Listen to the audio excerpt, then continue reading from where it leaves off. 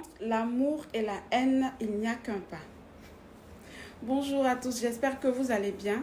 Je suis le docteur Sika et je vais vous entretenir aujourd'hui sur les effets néfastes du smartphone sur la santé.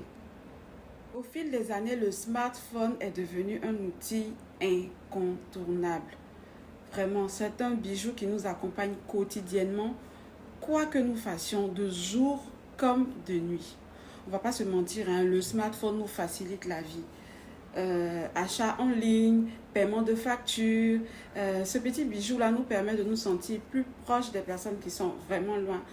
Appels vidéo, on peut même s'informer grâce à ces outils-là parce que la plupart des chaînes de télévision ont des pages et nous pouvons suivre les émissions en ligne, vraiment sans allumer la télévision et sans acheter de journaux.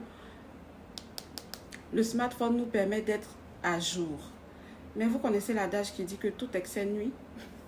Malheureusement, le smartphone ne va pas faire exception à cette règle-là.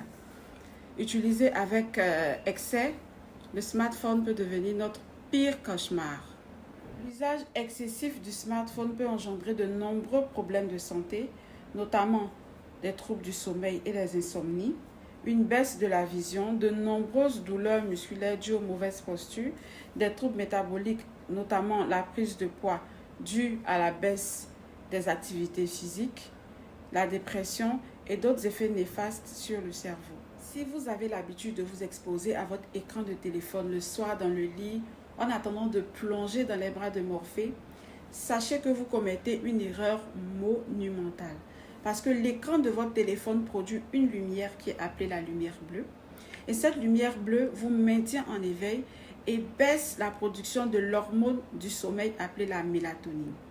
Alors, tout ça associé à cette excitation intellectuelle de votre cerveau, due à cette activité nocturne, produira une action négative sur la durée et la qualité de votre sommeil. Votre sommeil deviendra de moins en moins réparateur. Du coup, dans la journée, vous aurez des plages de somnolence et donc, vous serez moins productif intellectuellement comme physiquement. Pour avoir un sommeil efficace et réparateur, il est fortement recommandé de ne pas utiliser les écrans au moins 1 heure avant d'aller se coucher. Si vous avez des enfants ou des adolescents à la maison, l'instauration d'un couvre-feu digital serait une très bonne solution. Je sais, ça va grogner un peu, mais il est préférable d'avoir un enfant grogneur plutôt que d'avoir un enfant en baisse de ses capacités intellectuelles. J'espère que vous avez aimé avoir toutes ces informations et que vous les mettrez en pratique. Portez-vous bien et à bientôt pour une prochaine capsule santé.